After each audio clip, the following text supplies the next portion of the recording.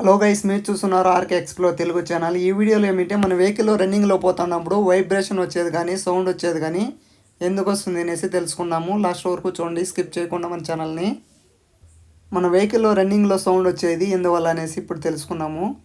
మన వెహికల్కి నార్మల్గా వెహికల్ రన్నింగ్లో వైబ్రేషన్ కానీ సౌండ్ వస్తూ ఉంటాయి. క్లచ్ లైనింగ్స్ అనేవి క్లీన్ చేసుకుంటే సరిపోతుంది.